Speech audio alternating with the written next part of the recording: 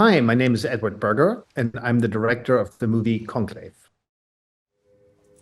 So we're about 30 minutes into the movie. We've set up the place as the Vatican, and the Pope has died. And now Cardinal Lawrence, the character played by Ralph Fiennes, is the Dean of the College of Cardinals, meaning he has to organize the coming election of the new Pope. And now it's this big day because it's the first day of the conclave, meaning, all the doors are being shut. The cardinals are going away into the Sistine Chapel to vote for this next Pope. And Ralph Fiennes gives the introductory speech, a homily. And we chose this piece of music at the very beginning.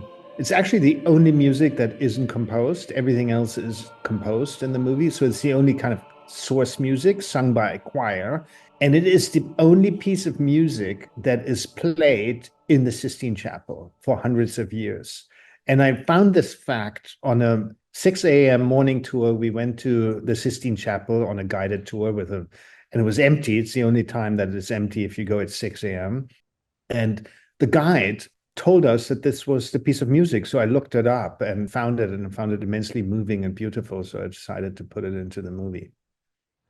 Cari fratelli in Cristo, in questo momento di grande incertezza nella storia della Santa Chiesa.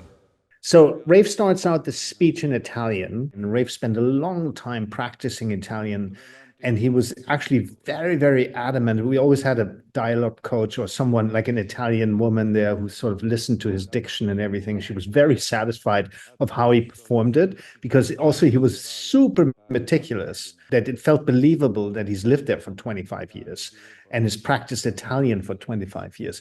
So we paid a lot of attention to that. But then at some point, something comes over him, a feeling, and he stops. And then he switches into his natural language, which is English. But you know all that. Let me speak from the heart for a moment. And delivers a speech about really his true feelings, and that is doubt. He expresses his doubt about his own faith, about his own purpose in the church, about the church in general, about what he thinks the next pope should be, like someone who accepts doubt and gives into doubt. And that intuitive speech, that giving into it, raises a lot of eyebrows.